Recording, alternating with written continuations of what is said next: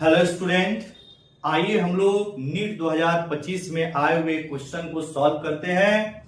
Question यहां लिखा हुआ है, AB is the part of an electrical circuit, see figure, please stop, the potential difference VA minus VB at the instant when current I is equal to 2 ampere and is increasing at a rate of 1 ampere per second is। और यहां पर electrical circuit का एक part दे रखा है figure में, और साथ ही साथ यहां पर 4 ऑप्शन दिए गए हैं। बहुत ही सिंपल क्वेश्चन है और ये जो है किरचॉफ्स वोल्टेज लॉ पर बेस्ड क्वेश्चन है। ठीक है, तो आइए इसको अच्छे से एक्सप्लेन करते हैं और समझते हैं। सबसे पहले हम लोग क्या करते हैं, इसको एक सिंपल वायर से कनेक्ट करके क्लोज सर्किट बना लेते हैं। ठीक है, ताकि आसानी से हम लोग किरचॉफ्स वोल्टेज लॉ यूज कर सके। ठीक है, अब देखिएगा करंट जो है वो ए से बी की ओर फ्लो कर रहा है। तो अगर हम लोग यहां पर साइन लिखे तो यहां पर ये प्लस का साइन हो जाएगा, ये माइनस का।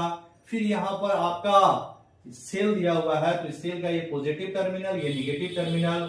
फिर यहाँ पे एक रेजिस्टर दिया हुआ है तो इसका ये पॉजिटिव और यहाँ पर निगेटिव हो गया। ठीक है, और क्वेश्चन में क्या गिवन है, क्वेश्चन में करंट की वैल्यू गिवन है I is equal to 2 ampere दिया हुआ है, और फिर उसके बाद में आपका दिया है di/dt, यानी कि इंक्रीजिंग रेट ऑफ करंट दिया हुआ है।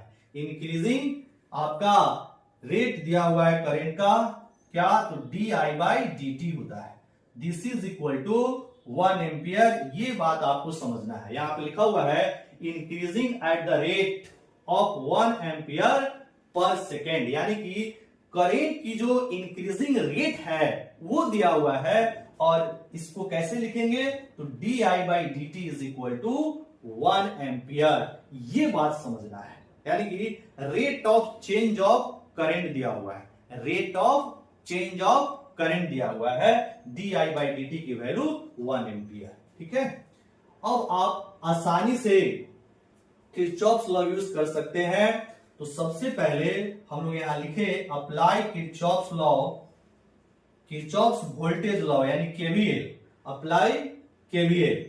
तो अगर हम लोग पॉइंट ए की पोटेंशियल को VA माने तो VA, इसके बाद आगे बढ़े तो यहां पर इंडक्टर दिया हुआ है, इंडक्टर, और इसकी इंडक्टेंस कितनी है, 1 हेनरी है। तो इंडक्टर के क्रॉस जो वोल्टेज ड्रॉप होता है वो होता है LDI/dt। ठीक है, और हम लोग जा रहे हैं पॉजिटिव से निगेटिव तो लेंगे साइन कैसा, निगेटिव। ठीक है, या ऐसे भी समझे कि करंट के डायरेक्शन में जो वोल्टेज ड्रॉप होता है वो होता है निगेटिव। तो हम लोग करंट के डायरेक्शन में जा रहे हैं, ए से बी की ओर जा रहे हैं, तो यहां पर जो वोल्टेज ड्रॉप हो जाएगा वो हो जाएगा LDI/dt, क्योंकि इंडक्टर के क्रॉस वोल्टेज ड्रॉप होता है LDI/dt। फिर इसके बाद हमें क्या मिला, सेल मिला, पॉजिटिव से निगेटिव जा रहा है, वोल्टेज ड्रॉप हो जाएगा निगेटिव, और इसकी वैल्यू है 5, तो ये हो जाएगा यहाँ 5। फिर इसके बाद में रेजिस्टर मिला, फिर इसकी क्रॉस जो वोल्टेज ड्रॉप होता है वो कितना होता है, I/R, यानी V is equal to I/R। फिर आप पॉजिटिव से निगेटिव की ओर जा रहे हैं, या ऐसे बोले करंट के डायरेक्शन में जा रहे हैं तो वोल्टेज ड्रॉप निगेटिव होगा, तो ये हो जाएगा आपका I/R, I/R।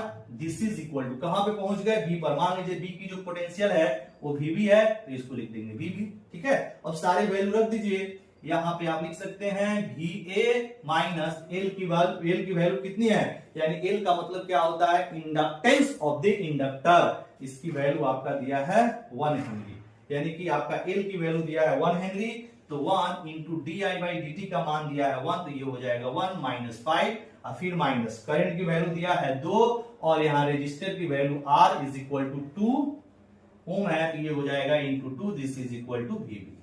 अब आसानी से इसको सॉल्व कर लेंगे, तो this is VA minus 1 minus 5 minus 4 is equal to VB।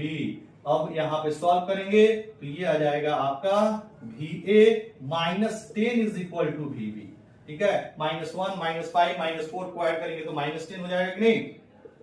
अब आपको VB को लेफ्ट साइड ले जाइए और 10 को राइट साइड ले जाइए, तो VA minus VB is equal to हो जाएगा 10 वोल्ट। यानी कि VA माइनस VB की जो वैल्यू होगी वो कितनी हो जाएगी, 10 वोल्ट के इक्वल हो जाएगा। तो इसके लिए जो करेक्ट ऑप्शन हो जाएगा वो हो जाएगा ऑप्शन नंबर 4। क्लियर?